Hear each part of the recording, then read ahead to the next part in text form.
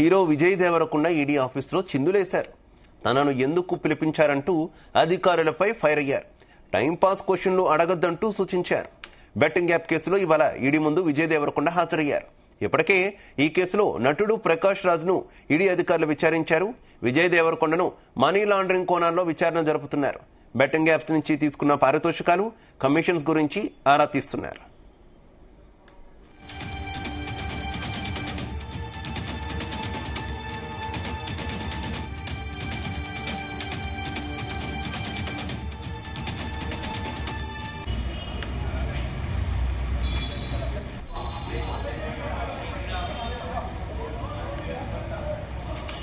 Right, ED ఆఫీసులో hero Vijay Devarakonda చిందులేసినట్టు తెలుస్తుంది. తనను విచారణకు పిలవడంపై తీవ్ర అసంతృప్తి వ్యక్తం చేశారు విజయ్ దేవరకొండ. అసలు తనను ఎందుకు పిలిచారు, టైంపాస్ క్వశ్చన్స్ అడగొద్దంటూ అధికారులకు సూచించినట్టు తెలుస్తుంది. ఇక ఇదే విషయానికి సంబంధించి మరింత సమాచారం మా crime bureau chief Raviteja spot నుంచి మరింత సమాచారం లైవ్ ద్వారా అందిస్తారు. రవితేజ, ఇంతకు ముందే దేవరకొండ బషీర్బాగ్ లో ఉన్నటువంటి ఈడీ కార్యాలయానికి హాజరయ్యారు. తన పిఆర్ టీం, సెక్యూరిటీ టీం అంతా కూడా అప్పటికే ఈడీ కార్యాలయానికి చేరుకొని ఎవరు కూడా విజయ్ దేవరకొండను కన్ఫ్యూజ్ చేసి ఆ వివరాలన్నీ కూడా రాబట్టే ప్రయత్నం చేయకుండా టీం అంతా కూడా అప్రమత్తంగా ఉండి విజయ్ దేవరకొండ దిగి ఈడీ కార్యాలయానికి వెళ్తూ ఉండగా సిబ్బంది ఇప్పుడేం మాట్లాడకూడదు అంటూ కూడా పిఆర్ టీం విజయ్ని అక్కడ హెచ్చరించినటువంటి పరిస్థితి కూడా కనబడింది. అంతకుముందే మీడియా విజయ్ దేవరకొండను పూర్తి ఆధారాలతో సహా ఈరోజు ఈడీ ముందుకు సమర్పించబోతా ఉన్నారా, మీరు ఈడీ అధికారులకు సహకరించబోతా ఉన్నారా అంటూ కూడా మీడియా ఈ రకమైనటువంటి ప్రశ్నలు గుర్పించింది. తను ఈడీ కార్యాలయానికి పిలిపించారు, ఈ కేసులో తన ఇన్వాల్వ్మెంట్ లేదు అంటూ ఒక పక్క తెలియజేసుకుంటూనే తను రెండో ప్రశ్నకి సమాధానంగా టైంపాస్ క్వశ్చన్లు అడగకండి అంటూ విజయ్ దేవరకొండ ఈ రకమైనటువంటి స్టేట్మెంట్ ఇవ్వడం ఇప్పుడు ఆశ్చర్యానికి గురి చేస్తుంది. ఇప్పటికే ఒక బాధ్యత గల హీరో అయ్యుండి సొసైటీలో సభ్య సమాజానికి ఒక మంచి మెసేజ్ ఇవ్వాల్సినటువంటి విజయ్ దేవరకొండ చేసింది తప్పని తెలిసినప్పటికీ ఈడీ విచారణ ఈరోజు ఎదుర్కోవాలి. ఈడీ తప్పనిసరిగా ఏ బెట్టింగ్ యాప్ ప్రమోషన్లకు తను భాగస్వామి అయి ఉన్నాడు, ఏ బెట్టింగ్ యాప్ ప్రమోషన్ నుంచి తను డబ్బులు స్వీకరించాడు, ఇదంతా మనీ లాండరింగ్ కోణంలో ఉండబోతుంది అనేది కూడా ఈడీ కొన్ని అనుమానాలుండి ఈరోజు నోటీసులు ఇచ్చి పిలిపించగా తిరిగి ఈడీ అధికారుల్ని క్వశ్చన్ చేసే విధంగా నన్ను ఎందుకు ఈడీ కార్యాలయానికి పిలిపించారంటూ కూడా ఈ ప్రశ్నలు మీడియా అడిగినప్పుడు దానికి కొంత వ్యతిరేకమైనటువంటి సమాధానాలు ఇవ్వడము, రెండో క్వశ్చన్కి సంబంధం లేనటువంటి క్వశ్చన్స్ అడగకండి అని ఈ విషయాన్ని పదే పదే తెలియజేసుకుంటూ వస్తూ ఉన్నాడు. విజయ్ దేవరకొండ ఒక బాధ్యత లేకుండా ఇప్పటికే బెట్టింగ్ యాప్స్లో తను నేరుగా ఇన్వాల్వ్ అయ్యి అనేక జాతీయ, అంతర్జాతీయ ప్రమోషన్ యాప్స్కి తను స్వయంగా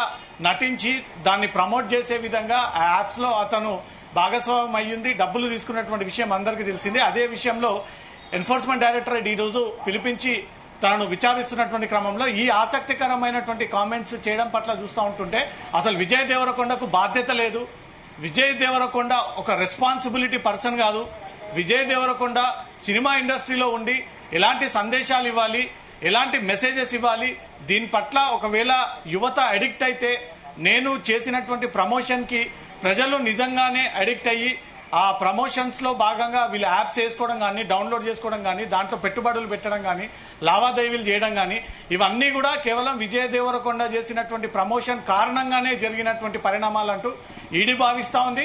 గతంలో పంజాగుట్ట పోలీసులు నమోదు చేసినటువంటి కేసులో కూడా విజయ్ దేవరకొండ నిందితుడిగా ఉన్నాడు. మియాపూర్ పోలీస్ స్టేషన్లో నమోదైనటువంటి కేసులో కూడా విజయ్ దేవరకొండ నిందితుడిగా ఉన్నాడు. ఇంత బాధ్యత రహితంగా ఉండాల్సినటువంటి ఒక హీరో, ఓ యువ నాయకుడు, టాలీవుడ్లో నుంచి తన ప్రస్థానం స్టార్ట్ అయ్యి ఇప్పుడు ఒక పాన్ ఇండియా స్టార్గా మారినటువంటి విజయ్ దేవరకొండ ఎంత బాధ్యతగా ఉండాలి, ఎంత సహనంగా ఉండాలి, ఎంత ఓపికతో ఈరోజు సమాధానం ఇవ్వాల్సి ఉంటుంది. ఇప్పటి కూడా ఈడీ కార్యాలయానికి చేరుకున్నాక వెటకారంగా తను ఈడీకి సహకరించడానికే వచ్చాను, టైంపాస్ క్వశ్చన్లు అడగకండి, నేను పాన్ స్టార్ హీరోని, ఈ రకంగా మీడియా నా దగ్గరికి రావద్దు, నా మీద పడొద్దు, నన్ను ప్రశ్నించకూడదు అంటూ ఇలా రకరకాలుగా తను చెప్తున్నటువంటి అభిప్రాయాలు మళ్ళీ ఇప్పుడు చర్చనీయాంశంగా మారాయి. ఖచ్చితంగా ఎన్ఫోర్స్మెంట్ డైరెక్టరేట్ అయితే రవితేజ ఈడీ విచారణకు పిలవడం పట్ల ఏమైనా అభ్యంతరాలు ఉంటే లీగల్ గా ప్రొసీడ్ అవ్వచ్చు, కోర్టుకు వెళ్ళొచ్చు, కోర్టుకు వెళ్ళి ఏదైనా చేయొచ్చు, ఏదైనా ఒక అఫీషియల్ ఫార్మెట్ అంటూ ఉంటుంది. కానీ ఈ రకంగా విచారణకు వచ్చి కూడా అధికారులకు విజయ్ దేవరకొండ సూచనలు ఇవ్వడం, లేదంటే అక్కడ కొంత హీరోయిజం చూపించే ప్రయత్నం చేయడం ఏమనుకోవాలి? సో కింగ్డమ్ సినిమా ఒకటి తెరపైన ఉంది. ఆ కింగ్డమ్ సినిమా ప్రమోషన్ల భాగంగానే విజయ్ దేవరకొండ మళ్ళీ ఈరోజు ఆ సినిమాని ఏ రకంగా ప్రమోట్ చేసుకోవాలన్న ఉద్దేశంతో ఈడీ కార్యాలయానికి వచ్చినట్టుగా కనబడతా ఉంది. ఇక్కడ కూడా ఒక సెలబ్రిటీ లాగా, ఒక హీరో లాగా, నేను పాన్ ఇండియా స్టార్ హీరోని, నాకు దూరంగా ఉండండి, ఎవరు నన్ను టచ్ చేయకూడదు, కాస్త దూరంగా నిలబడి షూట్ చేయండి అన్న ఒక రేంజ్లో తన ఎక్స్ప్రెషన్స్, తన నడవడిక, తన వ్యవహార శైలి, ఆ నోటి నుంచేటువంటి మాట ప్రతిదీ కూడా నేను ఒక హై లెవెల్లో ఉన్నటువంటి హీరోని నన్ను ఈడీ కార్యాలయానికి పిలుస్తారా, నన్ను మీడియా క్వశ్చన్ చేస్తారా, నన్ను మీడియా క్వశ్చన్ చేసి ఆ వివరాలు రాబట్టేటువంటి ప్రయత్నం చేస్తారా అంటూ కూడా తన మనసులో ఉన్నటువంటి ఒరిజినల్ క్యారెక్టర్ని బయటపెట్టి విజయ్ దేవరకొండ ఈరోజు అనుసరించినటువంటి తీరు మాత్రం కొంత హాస్యాస్పదంగా ఉంది, కొంచెం ఆశ్చర్యానికి గురి చేసింది.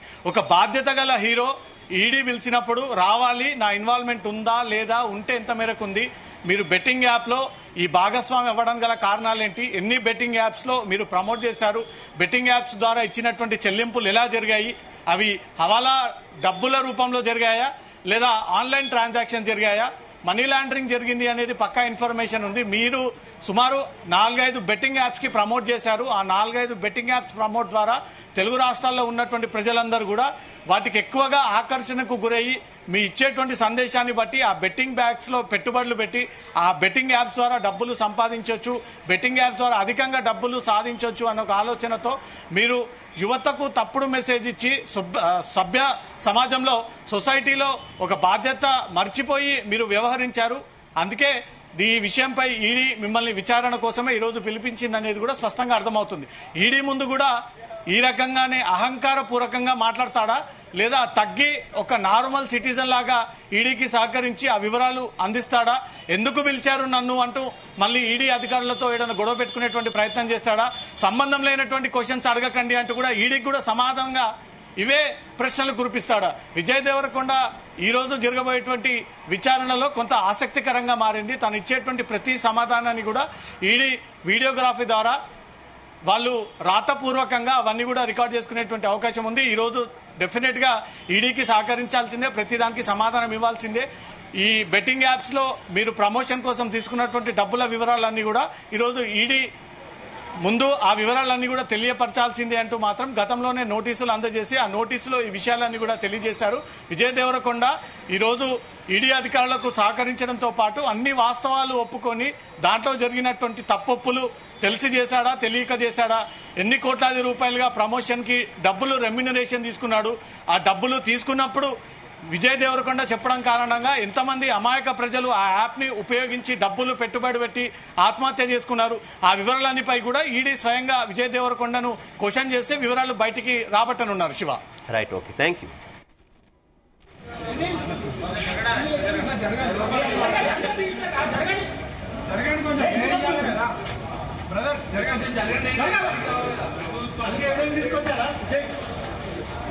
ఆధారాలు ఏమైనా తీసుకొచ్చారా?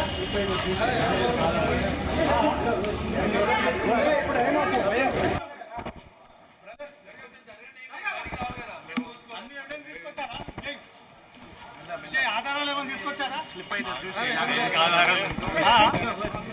తెచ్చుకున్నారా? ఇప్పుడు ఏమవుతుంది భయం,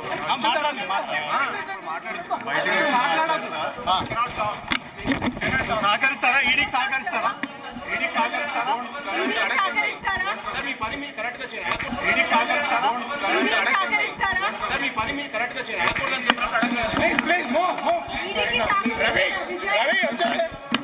time pass question.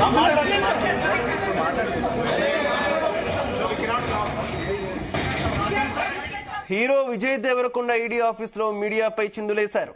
Time pass క్వశ్చన్లు అడగద్దంటూ సూచించారు. బెట్టింగ్ యాప్ కేసులో ఇవాళ ఈడీ ముందు విజయ్ దేవరకొండ హాజరయ్యారు. ఇప్పటికీ ఈ కేసులో నటుడు ప్రకాష్ రాజును ఈడీ అధికారులు విచారించారు. విజయ్ దేవరకొండను మనీ లాండరింగ్ కోణాల్లో విచారణ జరుపుతున్నారు. బెట్టింగ్ యాప్స్ నుంచి తీసుకున్న పారితోషికాలు, కమిషన్స్ గురించి ఆరా తీస్తున్నారు.